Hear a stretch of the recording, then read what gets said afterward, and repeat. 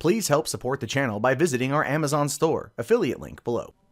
Hey, what's going on everyone? My name is Matt Jarbo, this is 3 Buck Theater, and you know, May 19th, 1999 for me will always be a day that will live on in my memory. It is the day that I saw The Phantom Menace for the first time.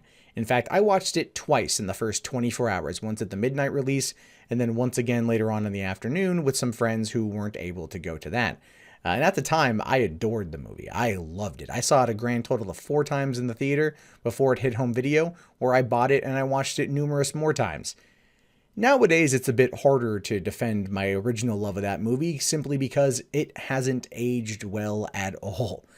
The complex themes and emotions that Lucas tried to espouse in episodes 2 and 3 were nowhere to be found in the original. I mean, basically, he made Anakin space Jesus, introduced midichlorians, which to this day, at this point, we're pretty much sure that Rey is gonna have midichlorians in her system in episode 9.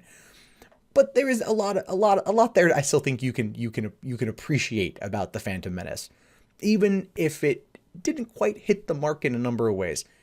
And surprisingly, what we're learning, not new, it's not now, but it's being talked about as people have been kind of disseminating the release of The Last Jedi, is apparently George Lucas felt the same way. In fact, he actually says he went too far in certain places. On the Phantom Menace DVD, there is an hour-long making-of featurette, a behind-the-scenes documentary that gives you a glimpse into what Lucas thought the first time he saw the Phantom Menace cut together, and it wasn't good. In fact, this is what he says. "It's a little disjointed," Lucas admits of the finale. "It's bold in terms of jerking people around. I may have gone too far in a few places." Editor and sound designer Ben Burt echoes Lucas's feelings, pointing out, "In a space of about 90 seconds, you go from lamenting the death of a hero to escape to slightly comedic with Jar Jar and Anakin returning. It's a lot in a very short time. Given the script that had been finished and the scenes had been shot, it was too late to completely restructure the film's ending." Now, ultimately, Lucas took responsibility for the way that the movie turned out. You know, I think he tried a little bit harder with episodes 2 and episodes 3. Carrie Fisher came in and retooled a lot of the dialogue, even though the performances by Natalie Portman and Hayden Christensen were not the best in episode 2. They were far better in episode 3, and you can see that there was, you know, he was getting back to a good point.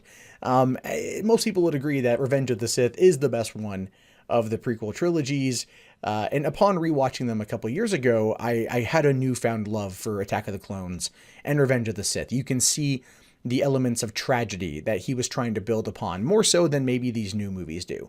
And that is why I think Lucas will always be, in essence, kind of a pop culture god in my opinion, because he's willing to try new things even if he doesn't get them right, whereas Disney will take the safe route for the sake of pulling in $1 billion.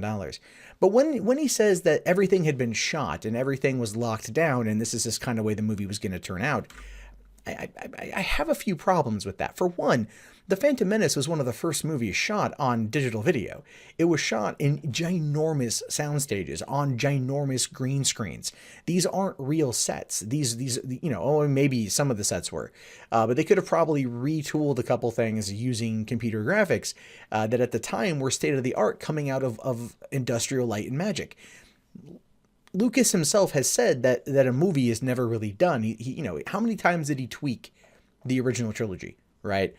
How many of us remember back in 1997 going and seeing the original trilogy special editions on the big screen? Yeah, it was awesome. I loved it. And I'd love it now that Disney will have the rights to Star Wars again to go back and re-release these films so then I can take my daughter to go see them. And I'm like super stoked for that. She won't remember any of it. She'll be young, but that'll be a bonding moment between me and her.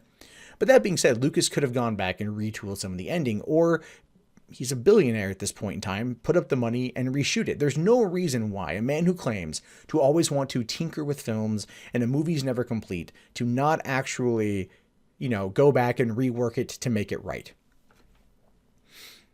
Maybe they had it locked down on the release date of May 19th. Maybe Fox was basically like, you don't have time to go back and fix it. Or maybe just Lucas didn't care. Maybe Lucas was just kind of like, oh, this is just where things are at. This is what I've got to do. This is what I've got to deal with. And that's that. And that's unfortunate because I feel like even though the fans were demanding a new film, a new trilogy, and he was giving us the prequels and giving us all these things, maybe his heart wasn't fully in it by the time he did the Phantom Menace.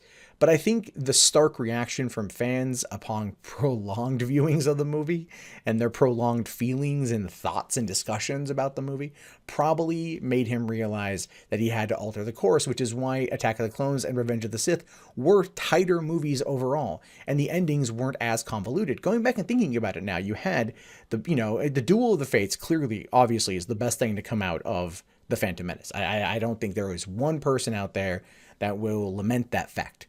That the Duel of the Fates is just, oh, so good. Even now, 18 years later, you still get chills thinking about it, right? And in that moment, you've got the battle of the droid army versus the Gungans. Okay, right, Anakin in space taking out the Trade Federation ship, and Padme and the other Nabooians, right? The Queen's Guard doing the storm on the Capitol, and Theed, and then you've got Obi-Wan and Qui-Gon fighting Darth Maul. There was a lot happening in the climax of that movie, and as a result of that, yes, you can see that there was clearly some problems there. He would have been better served to not go too big, too quick, which is also kind of what happened with Red Tails. The movie he produced that came out in 2012, the movie suffered from a lot of things, bad acting, poor story, unrealistic physics, but also he tried taking the story of the Tuskegee Airmen, which is an awesome story, and kind of blowing it up into something bigger, making it more cinematic. And that ultimately, I believe, is kind of the downfall of George Lucas. It's one that he admits responsibility for now. Ultimately, the failure of Red Tails is pretty much what prompted him to go and make the sale. I mean, it's not, I think, maybe the deciding factor, but it's definitely a mitigating factor. And make that sale to Disney because of that. Maybe he kind of lost his mojo. But after looking at, as much as I enjoyed Force Awakens and as much as I enjoyed Rogue One, and for what I enjoyed The Last Jedi for too, part of me really wants Lucas to kind of knock on Bob Iger's door and go hey man, miss me yet? Then go from there. But I am glad that there is this, featurette that I never watched before, actually, that we get to see of Lucas, where he sees that he made a mistake. He sees that there were problems, and while he ran with it, and I think he could have fixed it if he wanted to, I think as a result, he tried to be better, and as a result, he was better. And that's all we can ask for with filmmakers. He'd gone a long time from making a movie. He's a bit rusty, and I don't want to completely let him off the hook. Phantom Menace is still a mess of a movie. But to me, it's a more endearing trait of Lucas. I never looked at him as a tyrant, but he was definitely surrounded by yes men. And as a result of that, I think that led to the Phantom Menace's downfall. And it was an eye-opening experience, a moment of hubris for him, and one that he'll live with. But at the same time, when you have all that money, and you've got all that technology, and you've got the ability to recreate these things digitally, it was one of the first movies to do it. Why not go back and restructure the ending? Why not? You made the money. In the 90s, everyone was making money in Hollywood. I don't know. Maybe he just didn't care. Or maybe he just felt so defeated by it that he let himself get caught up in it that we got what we got. We never know. George Lucas is still a man I utterly admire, despite his pitfalls. He's a man that I truly respect, and he's given us one of the greatest, most pop culture-y things ever. For that, I'm always going to be eternally grateful and eternally in his debt. And if he ever came back to it, if Disney somehow basically made Kathleen Kennedy bring him in to kind of become the Kevin Feige of where to go next, don't let him direct, let him produce. He's good at producing. Empire and Jedi tell us that. Willow, Howard the Duck, bring him back, let him go, and I think we'll get peak Star Wars again. I could be wrong, but I want to know your thoughts. Let me know in the comments below. My name, of course, is Matt Jarbo. This is 3 Buck Theater. If you haven't already, thumbs up the video, subscribe. I'm trying to get to 20,000 subscribers, a few more to go. Let me know in the comments below everything you might think. Check back later for more content. In fact, if you want to see more content, you can do so right now.